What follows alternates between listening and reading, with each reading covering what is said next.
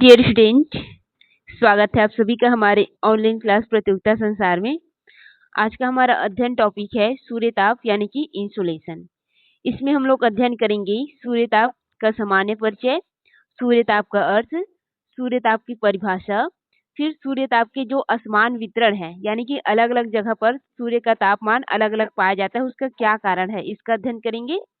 फिर पृथ्वी पर जो सूर्यताप के वितरण है उसको प्रभावित करने वाले जो कारक है या तत्व है उनका अध्ययन करेंगे। इसके पश्चात हम अध्ययन करेंगे सूर्यताप का वितरण यानी कि सूर्यताप का जो विश्व वितरण प्रतिरूप है वो किस प्रकार से है, इसका अध्ययन करेंगे। तो चलिए क्लास स्टार्ट करते हैं। सबसे पहले हम अध्ययन करेंगे सूर्यताप का सामान्य परिचय। तो आप सभी को पता है कि सूर्य से जो प्राप्त होने वाले ऊष्मा है या ताप है उसी को हम लोग क्या बोलते हैं, सूर्यताप कहते हैं। और ये जो सूर्यताप है ये वायुमंडल और पृथ्वी का महत्वपूर्ण स्रोत है जो क्या करता है, उसको ऊष्मा प्रदान करता है। और यही ऊष्मा क्या करता है, पृथ्वी को जो प्राणी मात्र है या जीव जंतु है उसके जीने योग्य बनाता है। ठीक, त्रिवार्था के अनुसार देख लीजिए उन्होंने कैसे इसको सामान्य परिचय बनाया है या इसको इंट्रोडक्शन दिया है। उन्होंने कहा कि सूर्य क्या है, एक विशाल इंजन है यानी कि ऊर्जा के स्रोत हैं जो क्या करता है, धरातल की हवा समुद्री धारा को चलाता है और मौसम को जन्म देता है और पृथ्वी को मनुष्य के रहने योग्य बनाता है। ये इस प्रकार से इन्होंने इंट्रोडक्शन दिया है उसका। फिर हम लोग अध्ययन करेंगे सूर्यताप क्या है या किसे कहते हैं। ठीक, सामान्य परिचय हो गया। अब हम लोग सूर्यताप का अर्थ अध्ययन करते हैं। सूर्य से निसंतरित ताप को सौर विकिरण कहते हैं यानी कि सूर्य से निकलने वाली जो ऊर्जा है उसी को हम लोग क्या बोलते हैं, सौर विकिरण कहते हैं। और दूसरे शब्दों में किसी निश्चित समय में पृथ्वी के किसी निश्चित क्षेत्र में जो सूर्यताप प्राप्त होता है उसे ही हम लोग क्या बोलते हैं, सूर्यताप। जैसे कि यहाँ पर सूर्य है और इधर कोई क्षेत्र है।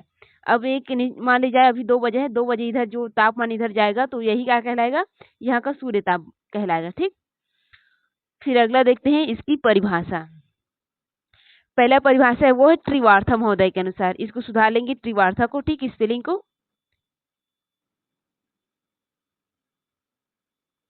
त्रिवार्था महोदय के अनुसार है। इनके अनुसार सूर्य से लघु तरंग के रूप में संचालित तथा 1,86,000 मील या 3 लाख किलोमीटर प्रति सेकंड की गति से चलती हुई प्राप्त सौर ऊर्जा को सौर विकिरण या सूर्यताप कहते हैं। यानी कि इन्होंने क्या कहा है, सूर्य से जो तरंग निकलता है वो किस रूप में रहता है, लघु तरंग के रूप में। ये कैसे रहता है, लघु, इसको हम लोग बोलते हैं लघु तरंग। और पृथ्वी से ऊपर जाता है उसको हम लोग क्या बोलते हैं, दीर्घ तरंग बोलते हैं। तो ये क्या है, लघु तरंग है जो कितनी, इसकी रफ्तार कितनी है, 1,86,000 मील प्रति सेकंड है। और दूसरे शब्दों में कितना है, ये 3 लाख किलोमीटर प्रति सेकंड है। ये 2 प्रकार से इसको लिखा जा सकता है। ठीक है, तो इन्हीं विकिरण को क्या बोलते हैं, सूर्यताप या सौर विकिरण कहते हैं। फिर अगला क्या है, बायर्स महोदय के अनुसार।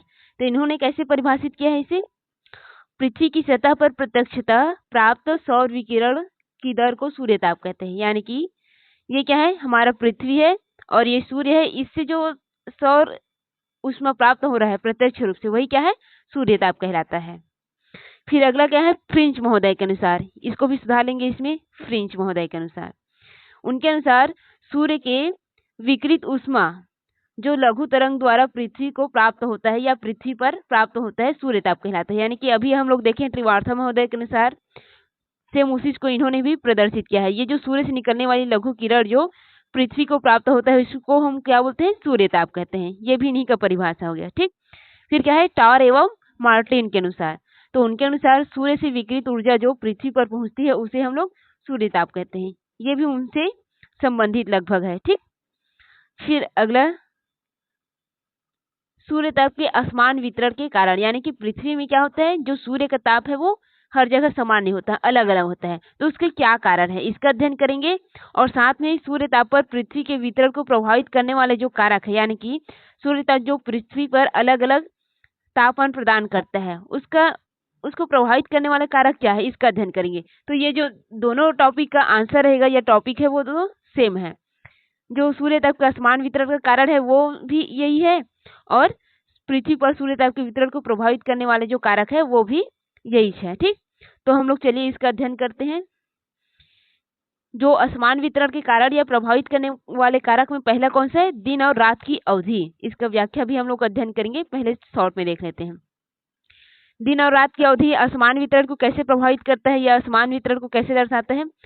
जब दिन की अवधि बहुत अधिक होता है तो तापमान क्या होता है? अधिक प्राप्त होता है, और दिन की अवधि छोटा होता है तो तापमान कम प्राप्त होता है। उसी प्रकार रात की अवधि अधिक बड़ी होगी तो तापमान कम मिलेगा, और रात की अवधि छोटी रहेगी तो तापमान अधिक मिलता है। इसी प्रकार है। फिर क्या है? सूर्य की किरणों का कोण। तो आप सभी को पता है कि भूमध्य रेखा पर इसका कोण क्या बनता है? अधिक बनता है, और ध्रुवों पर इसकी कोण न्यून बनता है, क्योंकि वो तिरछी हो जाती है। तो इस प्रकार से ये प्रभावित करता है। फिर क्या है? अक्षांशीय अंतर। तो आप सभी को पता है कि 0 अंश अक्षांश में सूर्यताप, फिर 23.5 अंश अक्षांश में सूर्यताप। तो ये क्या है? टिल्टेड है, यानी कि 23.5 अंश झुका हुआ है। तो सबसे अधिक जो 23.5 अंश अक्षांश है उसमें सीधी पड़ती है, इस प्रकार से। तो ऐसे ये क्या होता है? ध्रुवों की ओर फिर कम होते जाते हैं, यानी कि भूमध्य रेखा से ध्रुवों की ओर हम लोग जाएंगे तो तापमान क्या हो जाएगा? कम होते जाता है। फिर क्या है? जल थल का वितरण। तो आपको इसमें भी पता है कि जल क्या होता है? बहुत देर से गर्म होता है और बहुत देर से ठंडी होती है, लेकिन स्थल क्या है? उसकी तुलना में बहुत जल्दी गर्म और बहुत जल्दी ठंडी हो जाती है। इसका कारण भी हम लोग अध्ययन करेंगे आगे व्याख्या में। अभी शॉर्ट में इसको देख लेते हैं। फिर क्या है? भूतल का स्वभाव एवं रंग। तो भूतल का जहाँ पर उबड़ खाबड़ अधिक होता है वो क्या करता है? जो सूर्य के प्रकाश है उसको अधिक ऑब्जर्व करता है या अपने में सोखता है, ठीक, अवशोषित करता है। और कुछ रंग है वो भी क्या करते हैं? जैसे काला रंग, तो वो भी बहुत अधिक अवशोषित करता है। लेकिन चिकनी सतह जो देखते हैं ना, धरातल की जो चिकनी सतह है, जल वगैरह है, वो क्या करता है? जो सूर्य ताप है उसको प्रवर्तित कर देता है। बर्फ है वो क्या करेगा? सूर्य ताप को प्रवर्तित कर देता है। इस प्रकार से सूर्य ताप के वितरण को प्रभावित करता है या समान वितरण का कारण है। फिर क्या है? धरातल की ऊंचाई। तो जो धरातल की ऊंचाई है वो कैसे प्रभावित करेगा? जैसे कि यहाँ पर आप लोग का पर्वत है और ये मैदान वाला है, ये आपका सूर्य है। तो इससे जो किरण है वो कहाँ पड़ेगी? ये इधर सीधे जाएगा और इधर तिरछा जा रहा है। ये जैसे इधर पड़ेगा ये तिरछे होते जा रही है। तो इधर क्या है? जो समतल सतह है इसमें तापमान सीधे पड़ेगा तो ये अधिक आएगा, और ये क्या है? ऊंचाई है, तो इसमें ढलान में क्या होगा? ये तापमान जो पड़ेगा वो फिसलता है, यानी कि परिवर्तित हो जाता है। इस वजह से क्या है? जो धरातल की ऊंचाई वाला क्षेत्र है वहाँ पर तापमान कम रहता है, और ये किसके परिणाम स्वरूप गर्म होता है? ये संवहन क्रिया के। जो पार्थिव विकिरण देखे ना आप लोग, ये सूर्य में क्या, सूर्य से तापमान समतल सतह पर आया, फिर यहाँ से क्या होता है? ये ठंडा होने गर्म होकर के ऊपर उठता है। ये जो गर्म होकर के ऊपर वायु उठ रहा है जिसको हम लोग क्या बोलते हैं? पार्थिव विकिरण। इसी पार्थिव विकिरण से ये गर्म होता है ऊपरी सतह। तो पर्वतीय जो ऊंचाई वाला क्षेत्र है वो भी क्या है? संवहन से या आपके जो पार्थिव विकिरण है उससे गर्म होता है। इसी वजह से इसमें क्या होता है? जो धरातल की ऊंचाई के साथ तापमान घटता है या सूर्य ताप कम प्राप्त होता है, ठीक। फिर क्या है? वायुमंडलीय शुद्धता। वायुमंडलीय जितना शुद्ध रहेगा तापमान उतना कम विसरित होता है। आप सभी को पता है कि जो धूल कण वगैरह वायुमंडल में है वही क्या करता है? सूर्य का जो विकिरण है उसको प्रवर्तित करता है, प्रसारित करता है, अवशोषित करता है, ठीक। जहाँ पर तापमान को अधिक अवशोषित कर लेंगे सूर्य ताप को, वहां पर तापमान कम जाएगा, और जहाँ पर कम अवशोषित करेंगे डायरेक्ट जाएगा, वहां पर आपको तापमान अधिक मिलता है। इस प्रकार से। फिर क्या है? सौर कलम की संख्या। यदि सूर्य में सौर कलंक या दाग धब्बे की संख्या बहुत अधिक हो जाता है तो वो क्या करता है? ऊष्मा का उत्सर्जन कम करता है। फिर क्या है? पृथ्वी से सूर्य की दूरी। आपको पता है एक सिचुएशन आता है जिसमें क्या होता है? पृथ्वी सूर्य के नजदीक आ जाता है तो उसको हम लोग क्या बोलते हैं? उपसौर। और जब दूर चला जाता है तो उसको हम लोग क्या बोलते हैं? अवसर बोलते हैं। तो ये जो उपसर और अवसर की स्थिति है इसमें क्या होता है? जो सूर्य के तापमान बढ़ती और घटती है। जब पृथ्वी के निकट आ जाती है सूर्य तो क्या होता है? तापमान अधिक प्राप्त होता है पृथ्वी को, और सूर्य से दूर चला जाता है तो तापमान कम प्राप्त होता है, जिसको हम लोग अवसर और उत्सर के नाम से जानते हैं। तो चलिए इसका व्याख्या भी देख लेते हैं ताकि आपको नोट बनाने में कोई समस्या ना हो। पहले हम लोग क्या लिखे थे? दिन और रात की अवधि। पृथ्वी पर दिन की अवधि जितनी अधिक होगी क्या उतना क्या होगा? पृथ्वी को सूर्यताप अधिक प्राप्त होगा, तथा जितनी रात की अवधि अधिक होगी उतना ही तापमान कम प्राप्त होगा, क्योंकि आपको पता है कि दिन का अवधि छोटा हो गया तो तापमान कम प्राप्त होगा, और बड़ा हो जाता है तो अधिक होता है। फिर क्या आ गया? सूर्य की किरणों का कोण। तो सूर्य की किरणें धरातल पर एक समान नहीं पड़ता है, भूमध्य रेखा पर सीधी लंबवत पड़ती है तो यहाँ पर क्या होता है? तापमान अधिक प्राप्त होता है। ध्रुव पर तिरछी पड़ती है तो वहां पर तापमान कम प्राप्त होता है। यहाँ पर हम लोग समझ लेते हैं। ये आपको क्या हो गया, पृथ्वी है और ये सूर्य हो गया। ठीक, अब ये क्या करेगा, ये भूमध्य रेखा आपका यहाँ पर सीधा पड़ रहा है, फिर यहाँ पर कर्क रेखा उत्तरायण होगा तो यहाँ पर सीधा पड़ेगा, ये मकर रेखा दक्षिणायन होगा तो यहाँ सीधा पड़ेगा। अब बच जाता है आपका ध्रुवीय क्षेत्र, तो यहाँ पर आपका तापमान तिरछा हो रहा है और यहाँ पर आपका तापमान तिरछा हो जाता है। तो इसमें क्या होता है, जो तापमान सीधे आता है वो नष्ट कम होता है और जो तापमान तिरछे जाता है वो वायुमंडल द्वारा अधिक अवशोषित हो जाता है। इस वजह से जो ध्रुवीय क्षेत्र है वहाँ पर जो कोण होते हैं वो कम बनता है और वहाँ पर क्या होता है, तापमान अधिक अवशोषित कर लिए जाते हैं। इस वजह से वहाँ पर तापमान कम पहुँचता है, क्योंकि उनको लंबी दूरी तय करना पड़ता है इस क्षेत्र में, है ना। और यहाँ पर कम दूरी तय करना पड़ता है भूमध्य रेखा में, इस वजह से यहाँ पर तापमान अधिक मिलता है। और सबसे अधिक तापमान कहाँ पर रहता है, कर्क रेखा में और मकर रेखा के मध्य में रहता है। आपको 0 अंश अक्षांश में प्रतिदिन वर्षा होता है, इस वजह से यहाँ पर तापमान कम क्या किया जाता है, कम प्रदर्शित किया जाता है या कम मिलता है। फिर क्या है, अगला देखते हैं, अक्षांशीय अंतर। तो आपको पता है जैसे जैसे हम लोग भूमध्य रेखा से ध्रुवीय की ओर जाते हैं हमारा तापमान क्या होता है, घटते जाता है। जैसे कि भूमध्य रेखा से ध्रुवों की ओर अक्षांशीय विस्तार के कारण सूर्य ताप की मात्रा कम होती है। इस परिस्थिति में क्या होता है, सूर्य की किरणें उत्तरदायी है, क्योंकि सूर्य की किरणें क्या होता है, कर्क रेखा और मकर रेखा के बीच प्रत्येक अक्षांश पर वर्ष में 2 बार सीधा चमकता है, एक उत्तरायण के बार और एक दक्षिणायन पर। जब उत्तरायण होता है तो क्या होता है, कर्क रेखा पर अधिक तापमान होता है और दक्षिणायन होता है तो मकर रेखा पर अधिक तापमान होता है। और उत्तरायण हुआ तो आपके उत्तरी ध्रुव पर तापमान थोड़ा अधिक मिलेगा और दक्षिणी ध्रुव पर 6 महीने क्या रहेगा, रात रहता है, यानी कि तापमान प्राप्त ही नहीं होता। जब दक्षिणायन होगा तो दक्षिणी ध्रुव पर थोड़ा बहुत तापमान मिलेगा और उत्तरी ध्रुव में 6 महीने का रात हो जाएगा। इस टाइप से ये प्रक्रिया चलती है। तो अक्षांशी जो इस सिचुएशन है वो भी क्या करता है, सूर्य ताप को प्रभावित करता है। फिर क्या है, डायग्राम से भी बता देते हैं आपको। ये आपका 0 अंश, ये 23.5 अंश, 0, 23.5 अंश और ये आपका 6.5 अंश और ये आपका ध्रुव है। सूर्य ताप कैसे गया,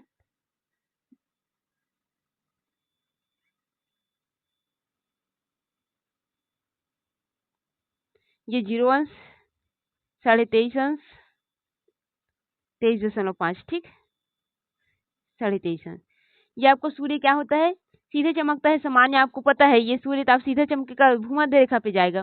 फिर क्या होता है, सूर्य जब उत्तरायण होता है, उत्तरायण मतलब उत्तर की ओर खिसक जाता है, तो ये क्या होता है, कर्क रेखा की ओर सीधे चमकता है और इधर पर क्या करेगा, थोड़ा बहुत तापमान इसमें प्रवर्तित होता है। तब क्या होता है, 66.5 अक्षांश पर तापमान किरणें तिरछी पड़ती है और यहाँ पर तापमान पहले की तुलना में अधिक प्राप्त होता है। लेकिन इधर क्या होता है, एकदम ज्यादा तिरछा हो जाता है, जिस वजह से यहाँ पर क्या होगा, 6 माह की रात हो जाता है।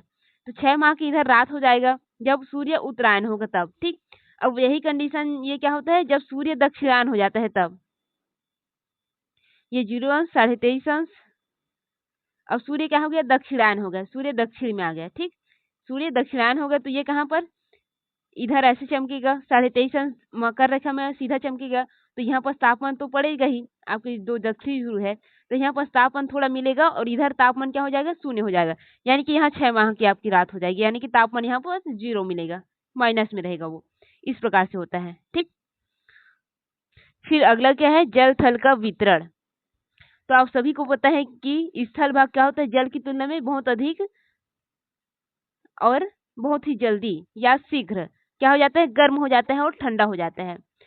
और जो जली भाग है वो क्या होता है, स्थल की तुलना में बहुत ही धीमी गति से गर्म होता है और धीमी गति से ठंडा होता है। इसका कारण क्या है, जो जल क्या है वो गतिशील है और उसकी परत जो है वो सतह जो है वो क्या है, चमकीली है, तो वो क्या करते हैं, सूर्य के ताप को प्रवर्तित कर देता है। और सूर्य जो जल क्या है वो गतिशील है, वो क्या होते रहते हैं, पुनः बहते रहते हैं, तो उसमें सूर्य का ताप जो है, विकिरण जो है वो नीचे जाते रहता है, नीचे जाते जाता है।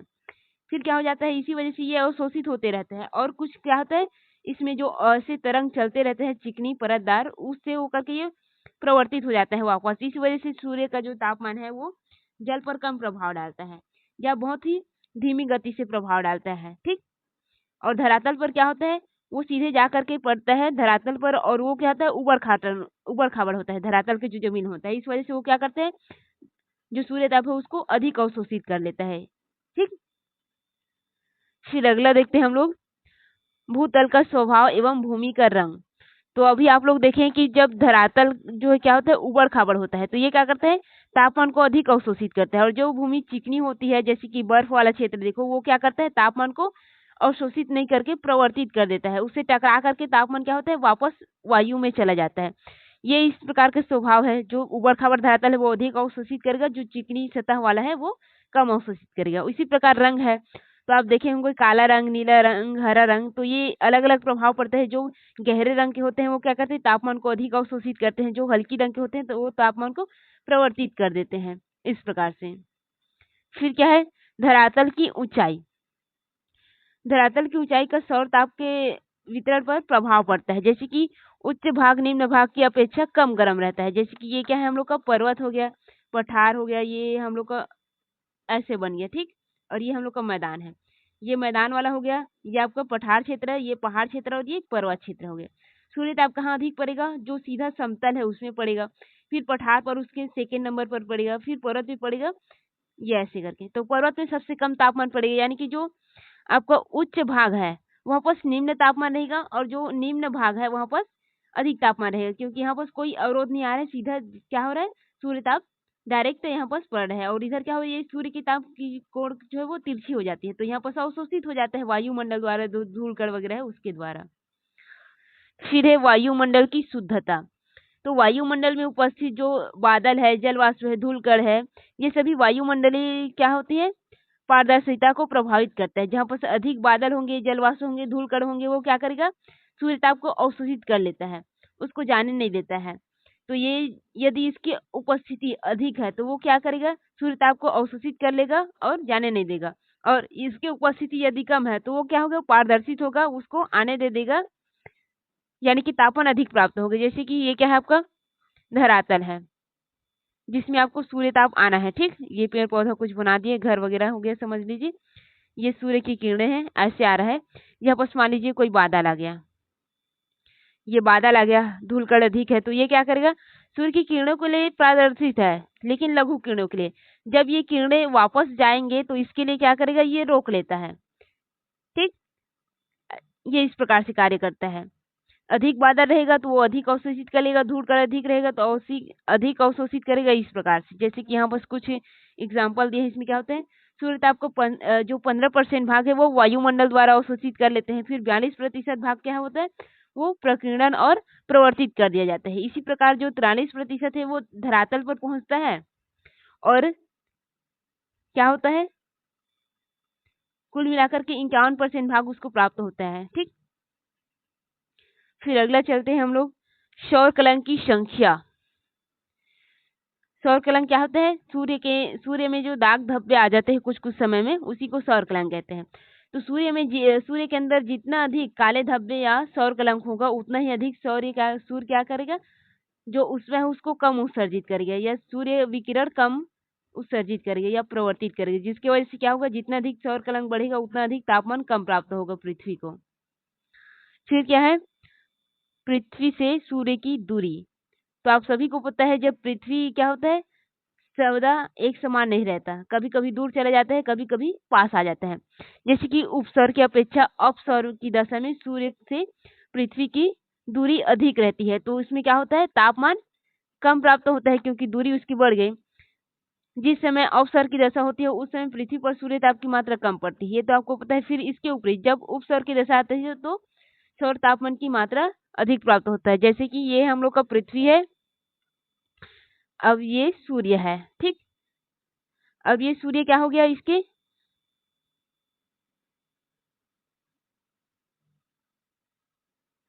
थोड़ा कलर चेंज कर लेते हैं। ये पृथ्वी हो गया, ये हो गया सूर्य, और ये हो गया सूर्य।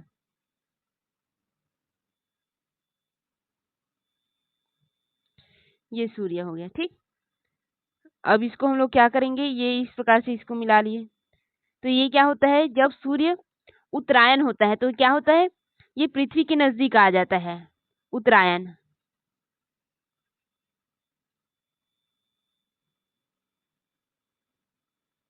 और ये कब होता है, गर्मी के दिन में, ये गर्मी है, ठीक। गर्मी के दिन में सूर्य उत्तरायण होता है तो क्या होता है, ये दिसंबर जनवरी के आसपास ये सूर्य के पृथ्वी के नजदीक आ जाता है। दिसंबर जनवरी से स्टार्ट हो जाता है इसके नजदीक आना, कर्क रेखा में आता है तब तब क्या होता है, इसको हम लोग बोलते हैं उपसर।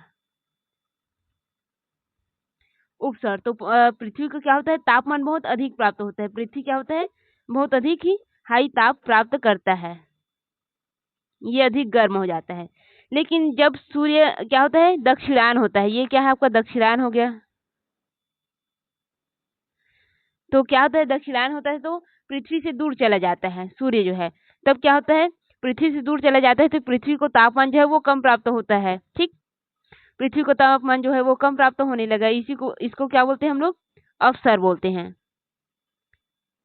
यानी कि आपकी उपसौर की दशा में आपको तापमान अधिक प्राप्त होगा, प्लस में होगा, और अपसौर की दशा में ये प्लस के स्थान पर क्या हो जाएगा, माइनस हो जाएगा। ठीक, फिर इसका निष्कर्ष देख लेते हैं हम लोग। तो आप सभी को पता है कि पृथ्वी के धरातल पर सूर्य के वितरण का प्रभाव क्या होता है, एक समान नहीं है। जब पृथ्वी नजदीक आ जाता है तब क्या होता है, तापमान अधिक हो जाता है, पृथ्वी दूर चला जाता है तो तापमान कम हो जाता है। उसी प्रकार आपके विषुवत रेखा पर तापमान अधिक प्राप्त होता है, ध्रुवों पर कम प्राप्त होता है। आपके रेगिस्तानी वाला जो क्षेत्र है वो क्या होता है, तापमान अधिक प्राप्त करते हैं, और जो आपके पर्वतीय क्षेत्र है वो तापमान कम प्राप्त करते हैं। इस प्रकार से क्या होता है, तापमान का वितरण जो है वो असामान्य है। फिर अगला देखते हैं हम लोग, सूर्य ताप का वितरण, डिस्ट्रीब्यूशन ऑफ सोलर इंसुलेशन। तो इसका सामान्य इंट्रोडक्शन दिया हुआ है। पृथ्वी के धरातल पर जो सूर्य ताप आता है वो क्या होता है, प्रत्येक भाग पर सामान्य रहता, वो हर एक भाग पर अलग अलग रहता है। ठीक, ये इसका इंट्रोडक्शन है, आप लोग देख लेंगे। हम लोग सीधा इसके वितरण को देखते हैं, ये डायग्राम के माध्यम से समझ लीजिए, फिर हम लोग कहाँ जाएंगे, थ्योरी में जाएंगे। तो ये क्या है आपका 0 अक्षांश है, इक्वेटर है, इसको थोड़ा सा बढ़ा लेते हैं। ये आपका क्या है, इक्वेटर। इक्वेटर में क्या होता है, सूर्य सीधा पड़ता है 0 अक्षांश में। ठीक, लेकिन क्या हुआ, जो पृथ्वी है वो 23.5 झुका हुआ है, इसी वजह से ये इक्वेटर में डायरेक्ट न पड़ के कहाँ पड़ता है, कर्क रेखा में पड़ता है। ठीक, तो यहाँ पर क्या होता है, यहाँ पर मोस्ट डायरेक्टली यानी कि एकदम सीधा तापमान पड़ता है, इसी वजह से यहाँ पर तापमान सबसे अधिक होता है। फिर क्या हो जाता है, ये आपका कौन सा रेखा है, मकर रेखा। तो यहाँ पर क्या होता है, ये 23.5 वाला है, मकर रेखा वाला है। ठीक, मकर रेखा पर ये क्या होता है, ये लो हो जाता है। फिर आपका कौन सा वाला है, ये आर्कटिक वृत्त है, यहाँ पर स्लो रहता है। लेकिन नॉर्थ वाला जो क्षेत्र आप लोग देखे होंगे यहाँ पर एकदम हाई रहता है, इधर आप लोग को समझ में आ जाएगा। ठीक, निम्न अक्षांश या निम्न अक्षांशी मंडल पहला वाला है, इसको हम लोग क्या बोलते हैं, भूमध्य रेखा बोलते हैं। ठीक है, निम्न अक्षांशी मंडल या भूमध्य रेखा। इस मंडल में क्या होता है, इस मंडल का विस्तार कर्क और मकर रेखा के मध्य होता है। यानी कि ये जो मंडल है वो कर्क रेखा और मकर रेखा के मध्य, ये आपका क्या है 0 अंश, ये 23.5 हो गया, और ये आपका 23.5 हो गया। ये जो 0 अंश है, ये पूरा जो क्षेत्र है वो क्या है आपका निम्न अक्षांश के नाम से जाना जाता है। ठीक, इसको बोलते हैं निम्न अक्षांश। तो निम्न अक्षांश जो है वो कर्क और मकर रेखा के मध्य पाया जाता है। पृथ्वी की परिक्रमण गति के कारण सूर्य के लंबवत किरणें कर्क और मकर रेखा के बीच प्रत्येक स्थान पर 2 बार क्या सीधा चमकता है। ठीक, 2 बार सीधा चमकता है या 2 बार सीधा पड़ता है, इसको आप लोग सुधार लेंगे। अक्षांश रेखा पर 2 बार, ये बार लिखाएगा। ठीक, 2 बार पड़ती है, सीधी पड़ती है। तो तापमान यहाँ पर अधिक प्राप्त होता है जब उत्तरायण होता है तब, और एक दक्षिणायन होता है तब। तो 2-2 बार ये सीधी चमकती है। फिर क्या आता है मध्य अक्षांश मंडल, ये क्या होता है आपके 23.5 अंश से 66.5 अंश वाला। इसमें हम लोग देखें, अभी क्या देखे हैं, ये 0 अंश को छोड़ दीजिए, अब 23.5 और 66.5 वाला इसको देखिए आप। आपको ये दोनों का बीच देखना है। अब ये आपका 23.5 से 66.5, 23.5 से 66.5 अंश, ये वाला आपका जो क्षेत्र है वो क्या है आपका मध्य अक्षांश है। ठीक, तो ये जो मध्य अक्षांशी क्षेत्र है यहाँ पर 23.5 से 66.5 अक्षांश के मध्य इसका विस्तार पाया जाता है, दोनों गोलार्धों में। और इस मंडल में वर्ष भर एक बार उच्चतम और एक बार न्यूनतम, जब सूर्य क्या होगा उत्तरायण होगा तो उत्तर में उच्च तापमान और दक्षिण में न्यून तापमान होगा, और जब सूर्य दक्षिणायन होगा तो दक्षिण में न्यून तापमान और उत्तर में क्या होगा, दक्षिण में उच्च तापमान और उत्तर में न्यूनतम तापमान हो जाएगा। इस प्रकार इसमें क्या होता है, सूर्य का मध्य अक्षांश में सूर्य ताप जो है वो एक बार उच्च और एक बार निम्न प्राप्त होता है। ठीक इसी प्रकार सूर्य के जो तिरछी किरणें हैं इसके कारण मौसम और ऋतुओं में भी कुछ दिनों में अपेक्षाकृत शीत ऋतु बड़ा भिन्नता पाई जाती है। इसमें क्या होता है, बड़े दिन आएगा ना, बड़े दिनों में अपेक्षा शीत ऋतु की भिन्नता पाई जाती है। जैसे कि बड़े दिन है, दिन की अवधि क्या है, बड़ी है, तो आपको क्या मिलेगा, शीत ऋतु कम मिलेगा और तापमान अधिक मिलता है। किंतु वर्ष के किसी भी दिन यहाँ पर सूर्य ताप शून्य नहीं रहता।